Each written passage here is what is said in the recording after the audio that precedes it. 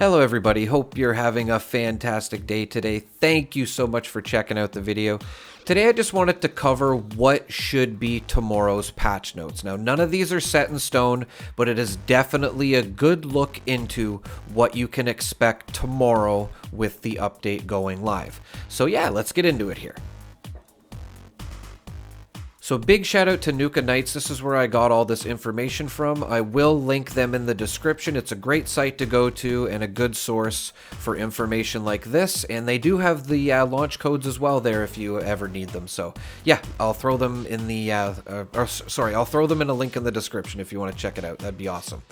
Okay, so into these patch notes. There are now level 10 versions of the T45 and Raider power armor. This is amazing for new players. We've added a new filter when viewing perk cards. Curious to see what that is. We now give a warning to players under level 50 trying to join the daily ops. That should be a must. All workbench lists use alphabetical sorting, which will be nice. Item names in workbench are standardized across all lists. Show unlockable button now shows recipes you can learn through a planned scrapping or can purchase in the atomic shop. Unlearned recipes show the name of the plan you need, what item to scrap, or let you buy it from the store. So that's good. It'll show you how to learn these a little bit easier. 1-star legendary mods no longer show up under random legendary mods. 2 and 3-star mods now display correctly under current mods when inspecting an item. And improved the learned mod counter. I'm not even sure what that means. Okay, we got some more here. We've lowered the level requirements for various perk cards. Another amazing update for new players. Added more default camp recipes for all players. That's awesome for new players. Rebalanced combat in Morgantown and Somerville. Another good thing for newer players. Replaced the Liberator bots outside Vault 76 with Pharaoh Ghouls. Awesome for new players. Lowered the frequency of enemy attacks on a player's camp. Now that's kind of nice actually. Not that I have a huge problem with it, but it's just less to worry about now, I guess. Adjusted the Gunfu perk effect, and there is a description if you go check out these. Like I said, I will link in the description. It'll go into it in more depth. The bugs have been exterminated and mysterious construction has begun at the Gilman Lumber Mill. So that's kind of intriguing. Renamed 600 camp items, removed Hunter and Hunt at Radio Station event. Good with Salt description accurately states the effects of the modification. The refrigerator mod does not stack. Grenadier perk now applies to Gauss weapons, which will be very nice for the range and the ability to target more enemies. I can't wait to test that.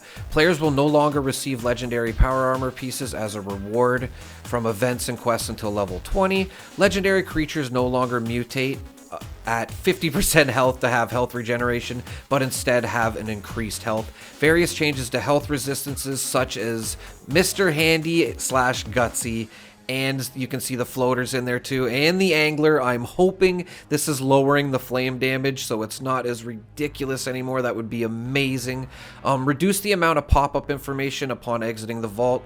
Less confusing for new players. Increase aid items and lower level quest reward challenges. Daily ops rewards now prioritize learned recipe rewards to players. Once recipes are learned, players will start getting repeats, so that's amazing. Other players can no longer steal camp's bone chimes. I was unaware of that. But I guess that's good.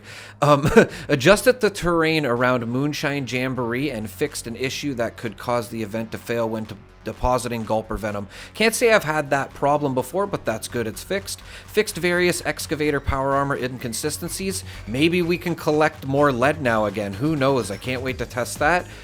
Rad Scorpion omelets now heal Formula P addiction. The Carnivore mutation now works with Cannibal perk. That's kind of interesting. Fixed an issue preventing players from VATS targeting extra large creatures from a distance.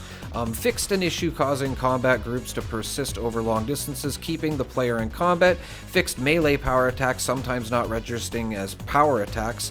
The Imposter Sheep Squatch area of attack can no longer damage players who are out of the sign of it. That is good, because that Sheep Squatch just absolutely destroys you, and it's nice to see that the power attacks will be fixed.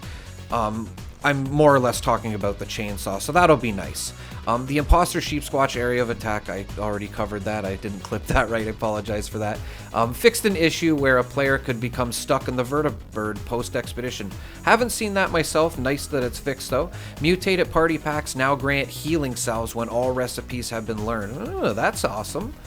Salvaged Assaultron head now displays charging damage instead of a single shot. New players no longer receive an unnamed radio station with information on Nuka World. I think I mentioned that earlier as well. Player can no longer attack with auto melee weapons and sprint at the same time in third person. I'm sure some people aren't going to like that. And nuke effects no longer appear indoors, so it doesn't look like we're going to be able to nuke the middle of the map anymore, unfortunately. But I will link in the description a good way to get stabilization materials, so because we're not going to be able to get them from West Tech anymore, unfortunately, which was probably the best way to get it in my opinion. So I will link that in the description. And some new plans for gold at Samuel. They are not tradable, and that is Joey Bello, Cryptic Cards wall display, and the jewelry stand flare display.